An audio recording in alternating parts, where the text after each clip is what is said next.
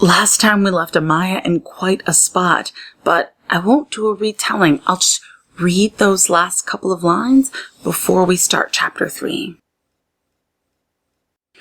She couldn't make sense of what had happened to her until she saw something approaching from the light in the distance. A girl. A mermaid. Chapter 3. School.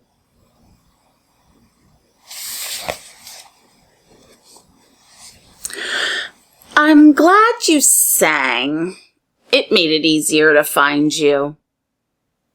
Amaya had watched the girl approaching, but wasn't sure if she was real until she got right up close. I'm Inez. The girl's mouth moved when she spoke, but no bubbles came out.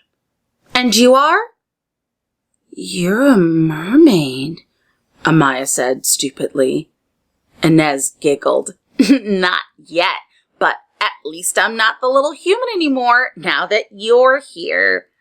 Now, are you going to tell me your name, or should I go straight to calling you little human?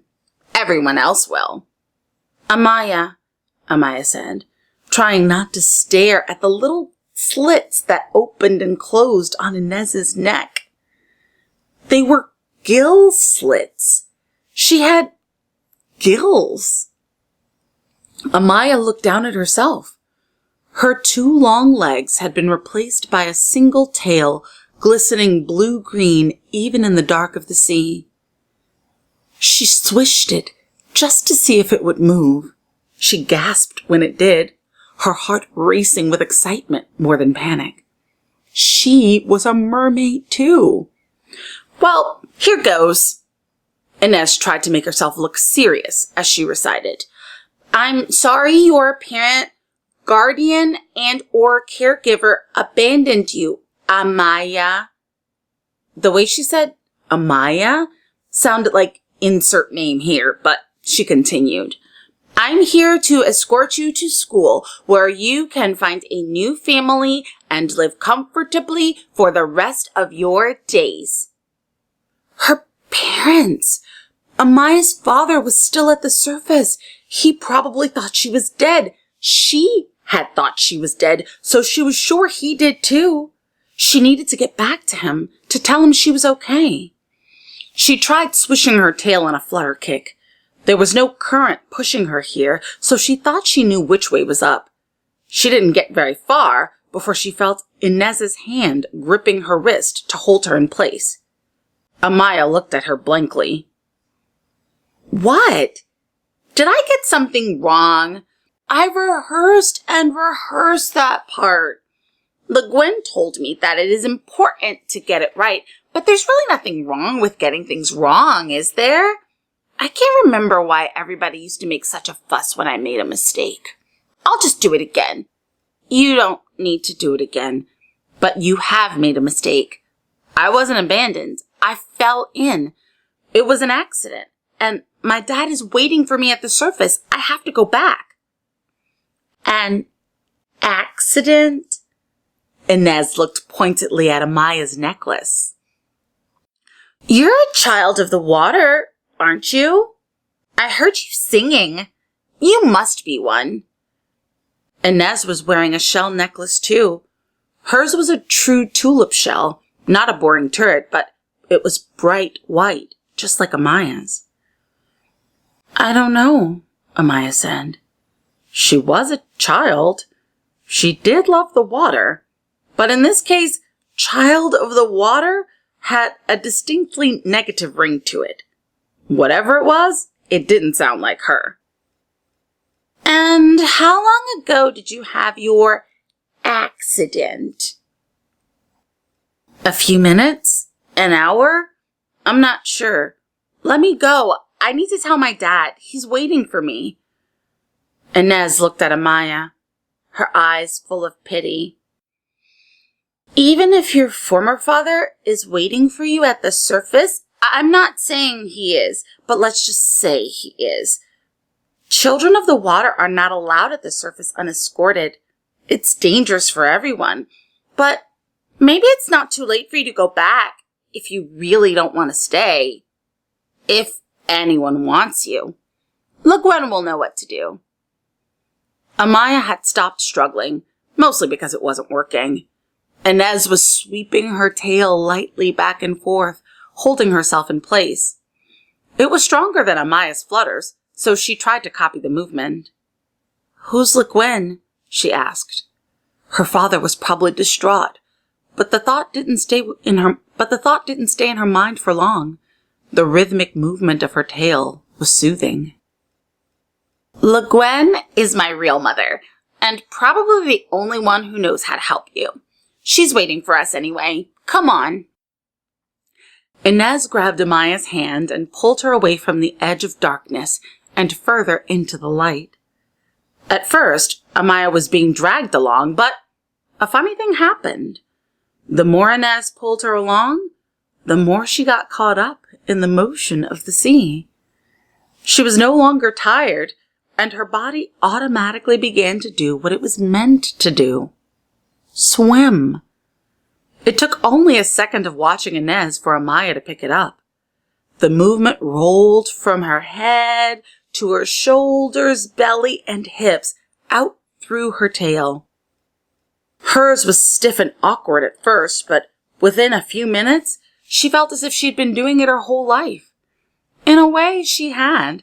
It was basically the same as the dolphin kick Amaya had been using to pretend to be a mermaid, but so much better now that she didn't have to force herself to hold her legs together. Everything just flowed. Before long, she kept up with Inez easily, and when she stopped holding her breath while they swam and relaxed to let more water pass through her gill slits, she thought she might have been able to go faster than Inez if she tried. They were heading toward the mouth of a cave. That's where the light was coming from, twinkling in electric blue, almost like it was alive. There were streams of it flowing from the cave like ribbons, but as they got closer, Amaya could see that the ribbons of light were made of thousands of tiny beads. They glowed brighter as the girl swam through them. "Bioluminescence!" Amaya exclaimed. She was delighted. She'd never seen it in person. "What?" Inez looked perplexed. Amaya looked back at Inez's tail, just catching glimpses of her own as they whipped back and forth. The light was even brighter behind them, where their tails were agitating the water.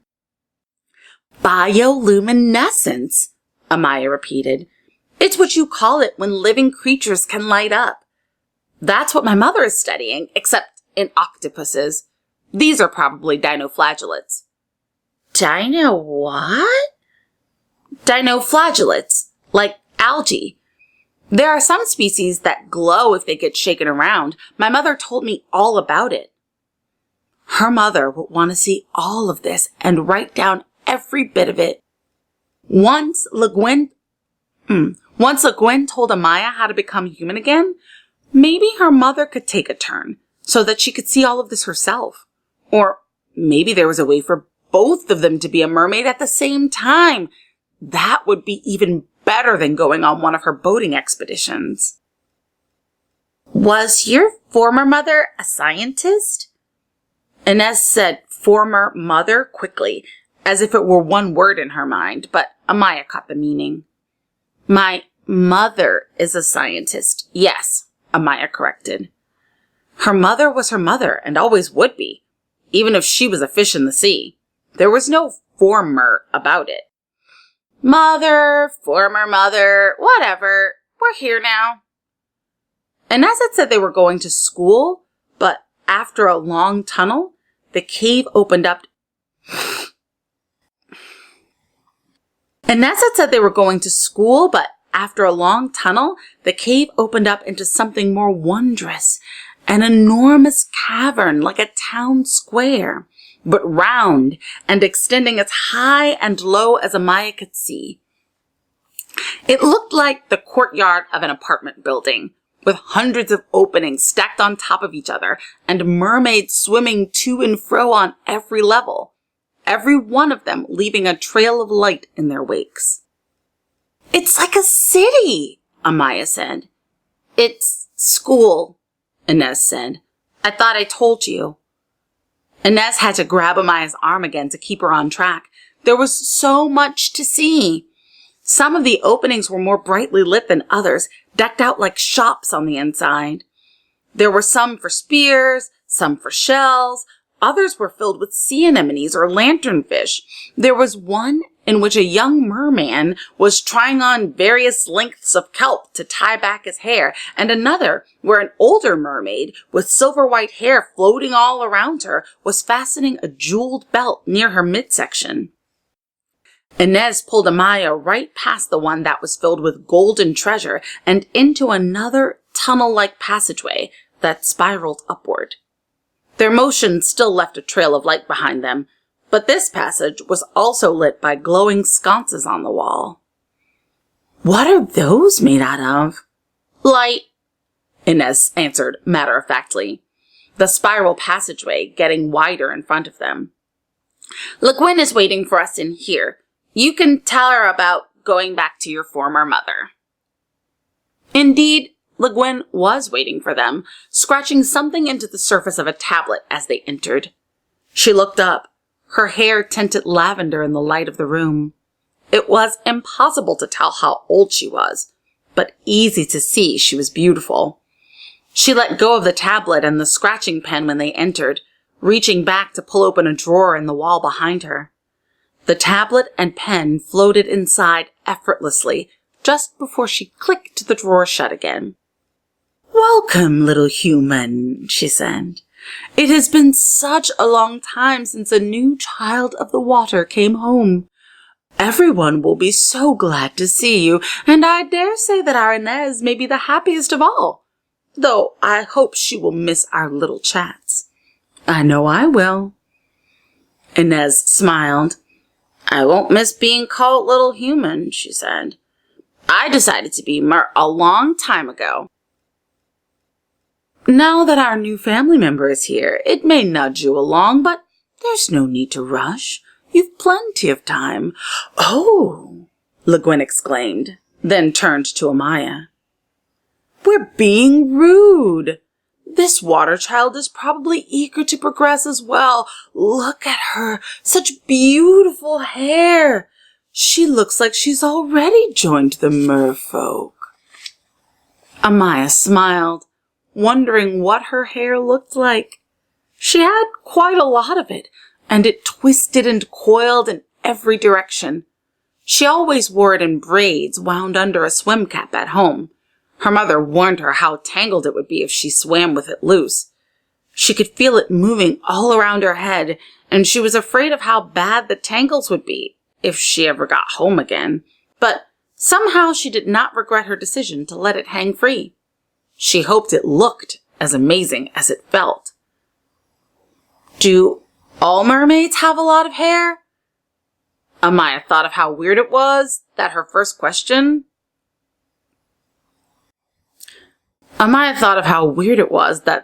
was her first question, after she had already asked it.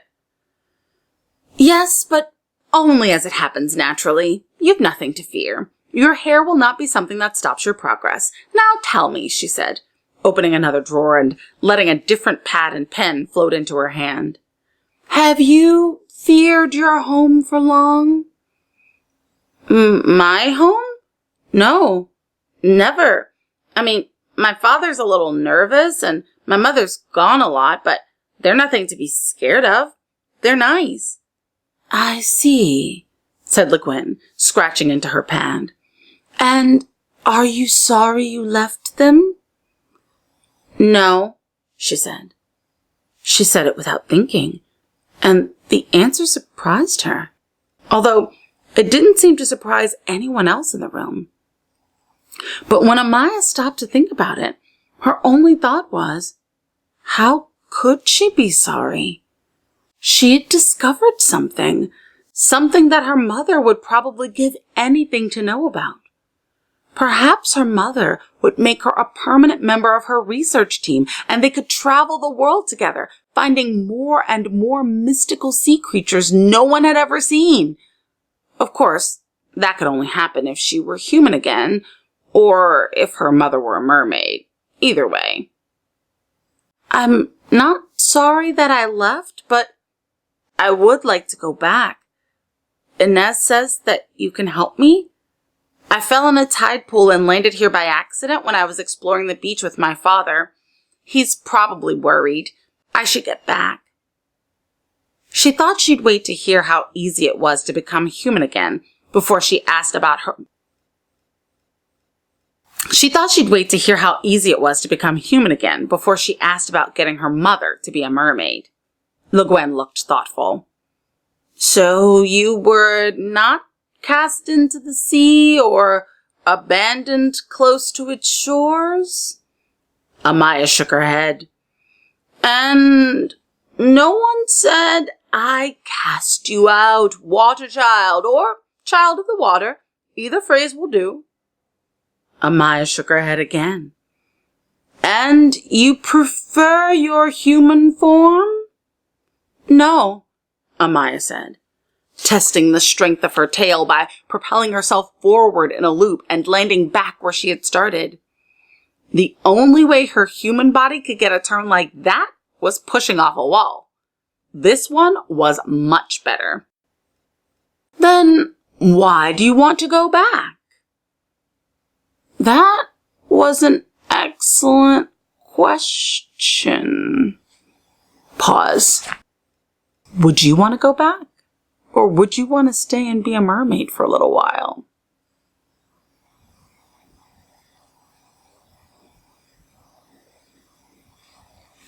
I'm not sure what I'd want to do. I don't think I could pass up the opportunity, but I don't know if in real life. Anyway, let's just see what Amaya does. That was an excellent question. Why did she want to go back? She thought about it for a while, Inez and Le Guin patiently waiting for her response. I'm afraid my parents are worried, she said at last. My father especially. He'll worry himself to death. And Inez said that children of the water are not allowed at the surface. She didn't know if that rule applied to her, since technically she was not a child of the water. No one had abandoned her or said any words that she'd heard, so perhaps that was not a rule she needed to follow. Inez is correct, but here in school you would have nothing to fear. Wouldn't you rather be here with us, where you can be rid of fear and regret? Those are such terrible human qualities, yet you cannot be human without them. But who would want to be? Water children were all unwanted at some point, cast out by those who should have loved us. So we made our own place here, leaving our fear and regret behind.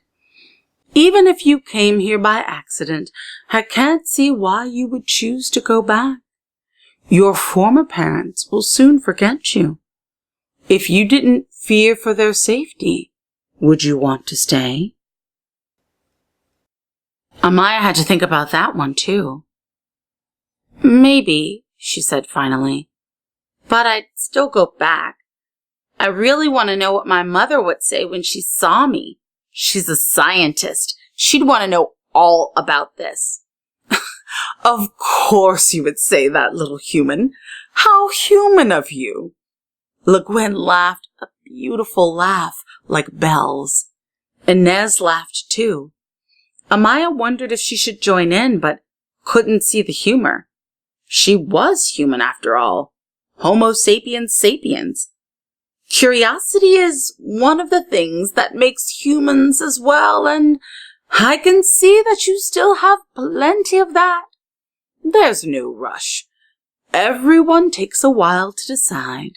Stay and explore as long as you like, and when you're ready, you can return to your former family, if they will have you. So, I don't have to be a mermaid forever? Amaya asked. Even then, she was conscious of how pleasant it felt, swishing her tail to keep herself aloft. I can go back to being human? Of course, little human. We're not in the business of kidnapping children. There is a way for you to return. Whenever you're ready, swallow your 3 pearls and throw the chain and charm you wear onto the shore. Your lungs and legs will return and voila, you're human again. Swallow 3 pearls and throw her necklace back on the shore? That sounded simple enough. There's no time limit? I can do it whenever I want? Time is always a limit. Merfolk age very slowly. It's because their lives are so carefree. If you wait too long, the dry world may not be what you remember when you return. But other than that, if I stayed for a day or two, I could just go back and everything would be normal? Yes, little human, she said. But you will not be able to tell time by the movement of water yet. If you want to be certain that you don't let too much time pass, it's best you take this. Legwem swam over to the wall and opened one of its many golden drawers. A pocket watch on a long chain floated out. This will help you keep track of time, if you keep it wound tightly. Le Guin unlatched the watch chain and hooked it around Amaya's neck. Amaya was grateful she hadn't tried to pull it over her head. It would have gotten tangled in her hair. There now. You have nothing to fear. You can stay as little or as long as you like. There's one thing I would ask. Just a small thing, really. If you do decide to return to the dry world, will you promise to keep the water children a secret? If the dry world knows we're thriving, they might seek us out. Amaya nodded, biting her lip. Even from your mother? Scientists are the worst ones. Reluctantly, Amaya nodded again. Good. Will you be returning to the dry world immediately? Amaya looked at Inez. Her large brown eyes looked so hopeful, and it would be a shame to come without really taking the time to explore. Her mother was never on an exploration for less than a month, and she and her father survived just fine, even if they were sad for a while. What could a day hurt? I'll stay for a little while, she said. Good! Inez exclaimed. Water children stay in school with very few exceptions. Le Guin gave Inez a pointed look. This is especially important for you, little human. If you decide to stay and train to become a mermaid, there will be plenty of chances for danger and daring. Train? To become a mermaid? Oh, yes, but I'm sure Inez will tell you all about it. Inez was practically beaming. I know exactly where I'm going to take you. The Shiver. Okay, we're gonna stop right there, but before I let you go, I have a question for you. What do you think the Shiver is? Okay, if you have time for one more, you know what to do, but if not, I'll see you next time.